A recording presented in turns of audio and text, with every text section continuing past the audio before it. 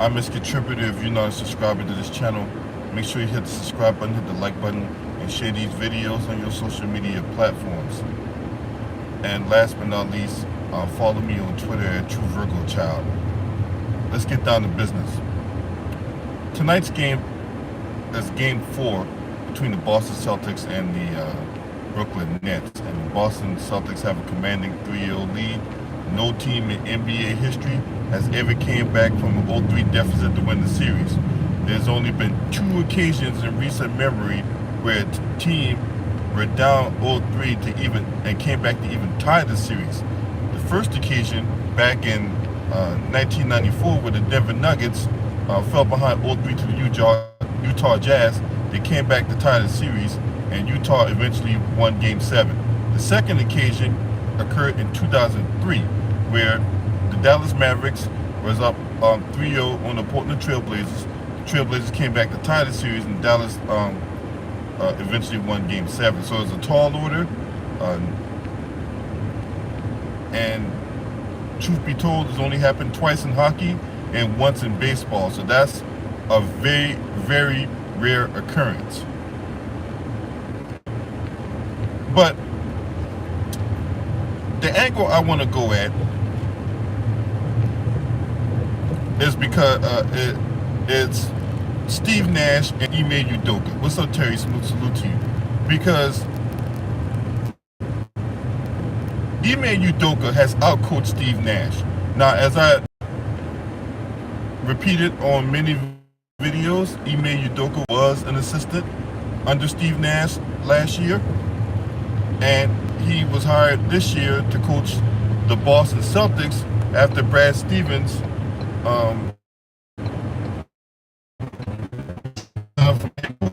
and went up to the front office after Danny Ainge stepped aside. Now, me personally, I thought Danny Ainge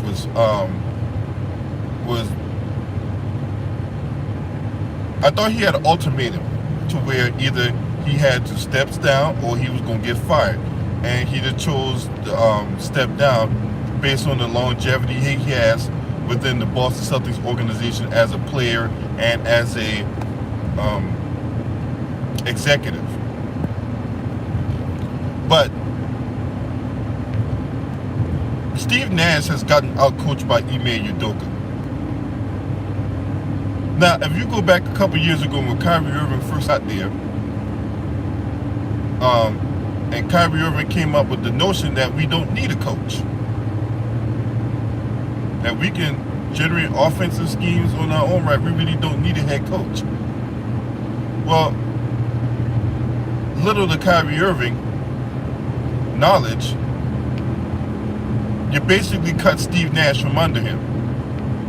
You basically took away Steve Nash's authority. And me personally, I don't think Steve Nash got total control of this team. He doesn't. He doesn't. And then on top of that, I don't think he's made the necessary adjustments to get KD better looks, to get KD away from these double teams, and to maximize the roster that's been put together. I think Steve Nash has been way in over his head. His rotations has been awful. For some inexplicable reason, he fails to play LaMarcus Aldridge. So, with all that being said, he's been there a few years now. He has not delivered on the goods. What's up, Panama Queen? Salute to you, my sister. Good to see you. And I just don't think the Brooklyn Nets need to go in another year with Steve Nash as their head coach. Now, I have a good idea of who gets fired, right? Now, in the previous videos, I told you that the Charlotte Hornets needed to fire James Borrego, and look what happened. Last Friday, the Charlotte Hornets cut ties with James Borrego. And in that video when I say the Hornets needed to fire James Borrego, what was the thing I told you that they was going to point to justify firing him? Those 2 blowout losses in the play-in game to the Pacers and to the Hawks. I told you they was going to point to that, and look what happened. They pointed to those 2 blowout losses in the play-in game.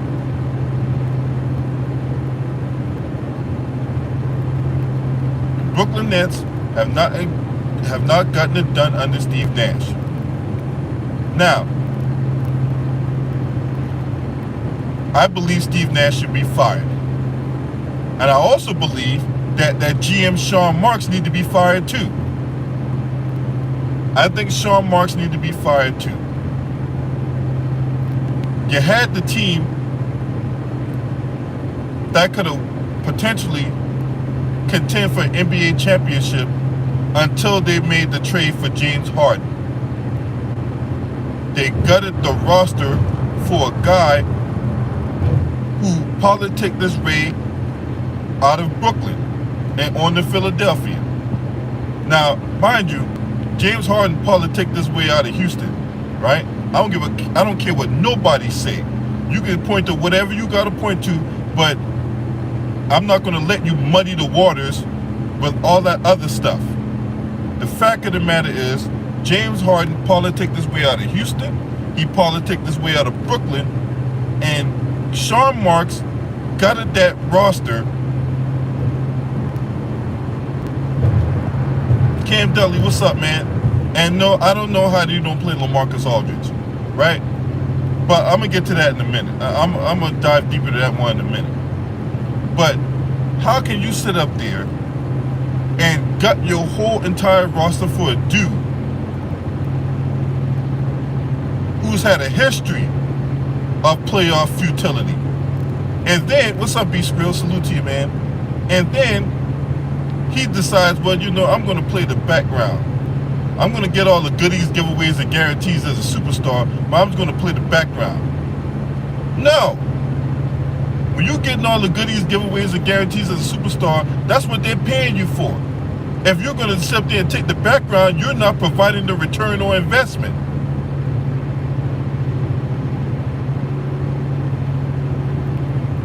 So Sean Marks screwed up by getting James Harden and gutting that roster that they had with Karis LeVert and Spencer Dinwiddie and Jared Allen, amongst others.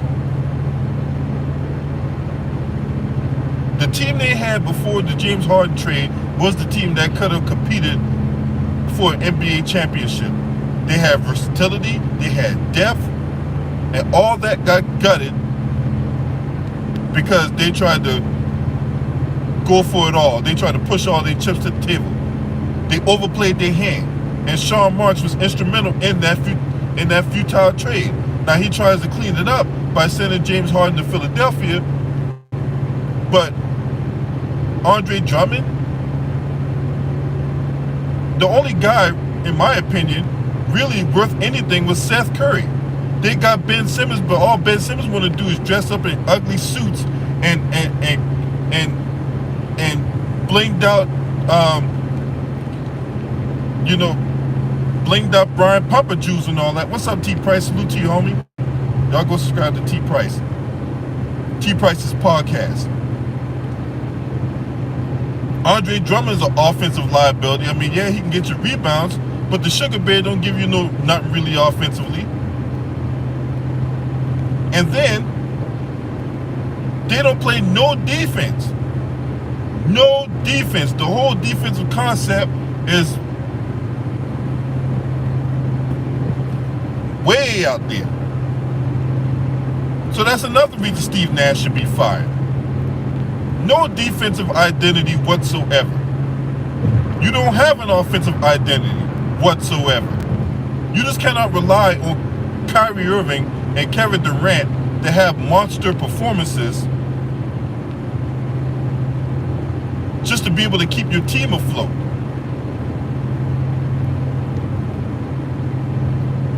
And where's Joe Harris been at all year?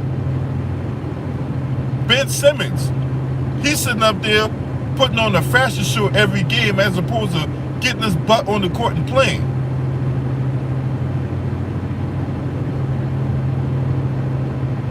So let me get this straight. Ben Simmons can sit there and basically advocate and prognosticate and pontificate about how he gonna play game 4, no matter what I'm playing. And then when Brooklyn loses game 3, then all of a sudden, well, I don't want to play game 4 again. My back is sore, I woke up out the bed wrong. Oh, man, that back, man. I tell you, man, those back tightness get real when you wake up in the morning. I don't see myself playing. What? And Charles Barkley made the same point I made when it came to Ben Simmons prognosticating and pontificating about playing game 4. I'm like, if he can play game 4, why can't he play game 3? And Charles Barkley made that same point the other last night when he was going in on Ben Simmons, wanting to sit there and be a fashion model as opposed to a basketball player. I don't care about what wardrobe, whether it be Givenchy or Louis Vuitton. I don't care about none of that. I don't care about the Brian Papa jewels you got on your neck and your wrist. I care about the production that you put out on the court. And guess what? For as much as I rail on James Harden, at least he's out there playing. So let me get this straight. You got guys like Paul George that can come back from a torn UCL. That's your anterior collateral ligament. Basically, the same injury that pitchers in Major League Baseball attain, and they end up getting Tommy John surgery, right? So Paul George can come back from broken legs, 2 shoulder surgeries, a UCL surgery. He can come back from that. But Ben Simmons, who's been healthy for the most part, all of a sudden now he can't play. Right, he out there dressing like he participated in the Kids' Choice Awards. Only thing that's missing is the slide.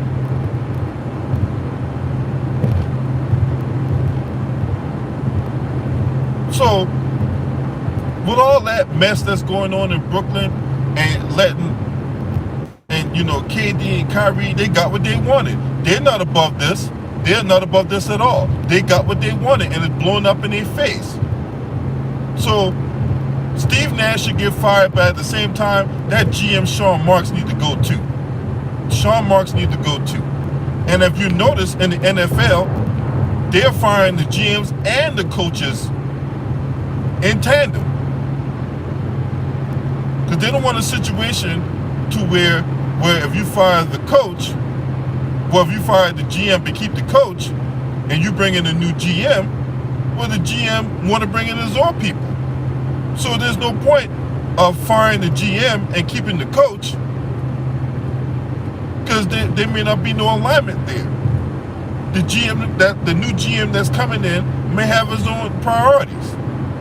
So there's no point in keeping the GM and the coach. So, in my opinion, the Nets need to fire both the GM and the coach. They do. Now, Mark Jackson is out there. Mark Jackson is being interviewed by the Sacramento Kings. And the Sacramento Kings actually have talent. If they're smart enough, they'll go ahead and bring him in before he starts getting other offers and all that. We've seen enough of Mike D'Antoni.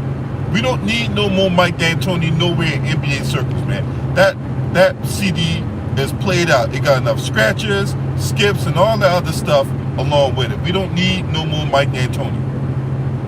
So if the Kings are smart, they'll go ahead and bring in Mark Jackson. But for all the reasons I mentioned, Steve Nash don't need to be the coach of the Brooklyn Nets. Barring a miracle, and I do mean a miracle,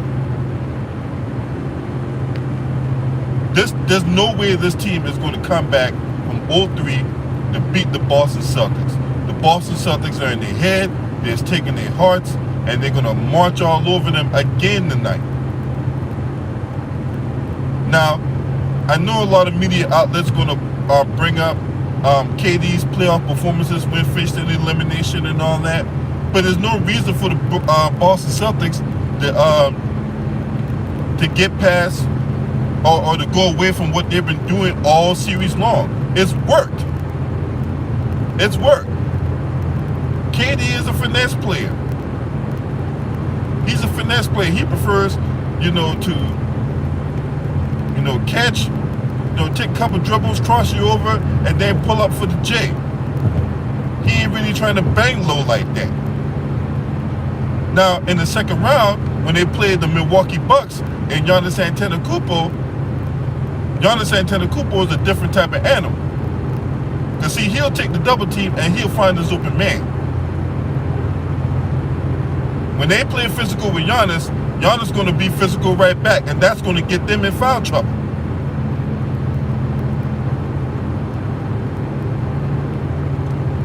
But nevertheless, Steve Nash needs to be fired.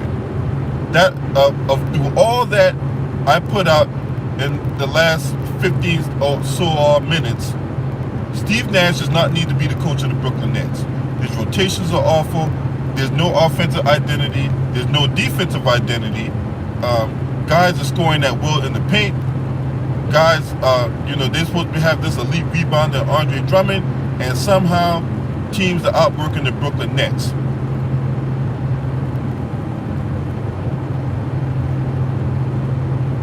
And Sean Marks needs to go for the simple fact that he orchestrated a trade that potentially took them out of NBA title contention.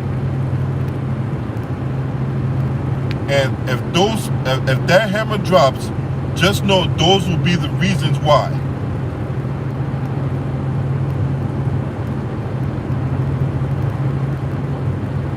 You think you picked Boston without Chris Middleton?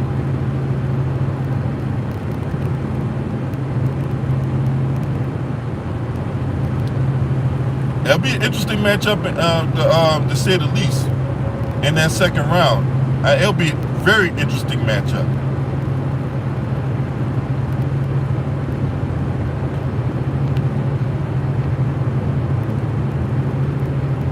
But I think Boston finishes off Brooklyn tonight, and I think Milwaukee finishes off Chicago tomorrow night. We're going to talk about Billy Donovan, too, because...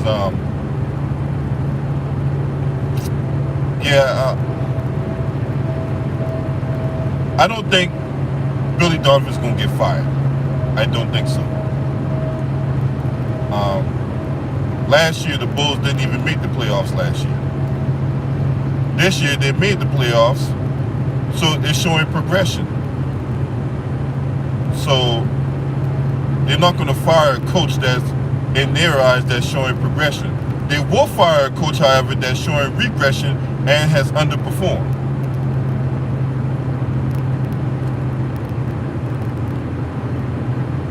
Yeah, Drew Holiday is too small for Brown and Tatum, but yeah, that'll be interesting to see what happens in that matchup. But I'll save that for another video when we get there. I'm not trying to go too far off the topic or whatever like that. But we'll talk about that when we get there. But yeah, you guys let me know what y'all think about Steve Nash. When they brought him in, he was a rookie coach. It was a move that was supposed to think outside the box and not bring in all these retreads or what have you, right? Guys that gets job after job after job after job and not getting it done. And players are getting frustrated by the coaching philosophies and all that. And I want to know, is there some kind of frustration between Kevin Durant, Steve Nash, and Kyrie Irving? Is there some kind of tension that's going on in that locker room that we don't know about? Because typically when things don't go the way they're supposed to,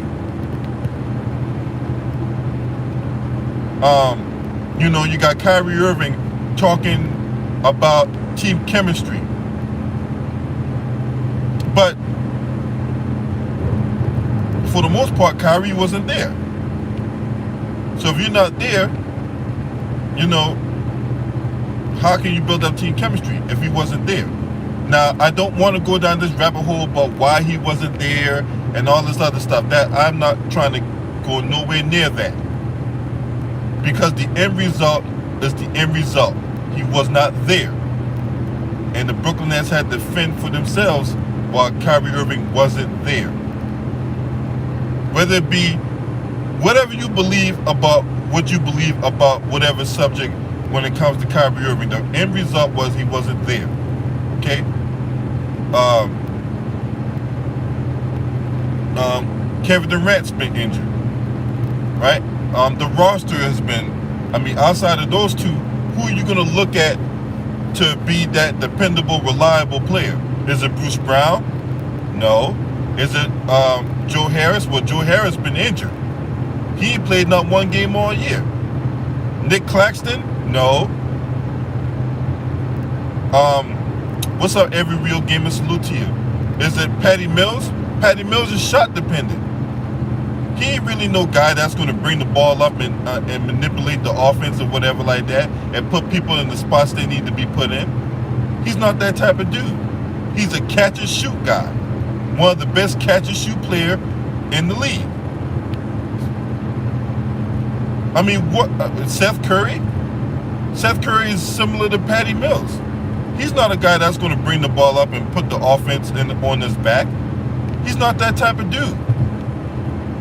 He's another catch-and-shoot guy. Maybe he might get his shot off of one dribble, but primarily from what I've seen, Seth Curry's a catch-and-shoot guy.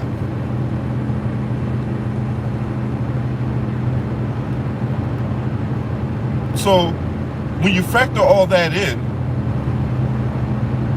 and obviously you're not going to have Andre Drummond out there,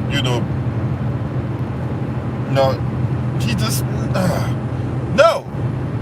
The fact of the matter is this team, to me, is poorly constructed. They had the versatility. They had everything in place. All they had to do was not mess this up. And Sean Marks found a way to mess this up. You say, what a Boston, man, I'm telling you right now, bro. If Boston blows this 3-0 lead and loses this series, oh my God. That team, they will go down in infamy. I'm telling you, man, it's unlikely that Boston will blow this lead and lose the series. But boy, if they do that, if they blow this lead and lose this series, and breaking news, as I'm talking about this right now, breaking news, Fred VanVleet is out tonight. He will not play tonight against Philadelphia 76ers in Game 5. This is an elimination game for the Toronto Raptors. They were able to stave off elimination on Saturday night. Or Saturday afternoon, I'm sorry. But Fred VanVleet got hurt in that game. He's not going to play tonight. But yeah, you guys let me know what y'all think about all this.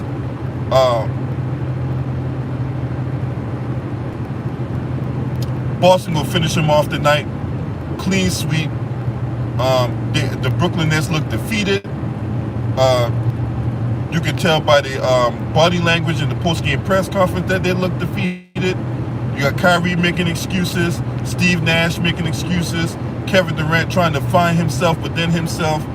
And, when you got that kind of dynamic going on, you talk about team chemistry, you talk about identity. This is not the time of the season to be talking about that.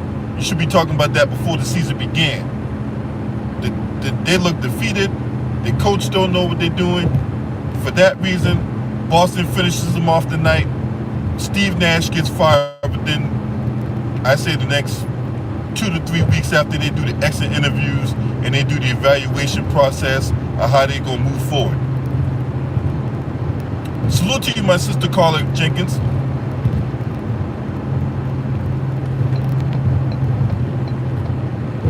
If you're not a subscriber to this channel, make sure you hit the subscribe button, hit the like button, and share these videos on your social media platforms.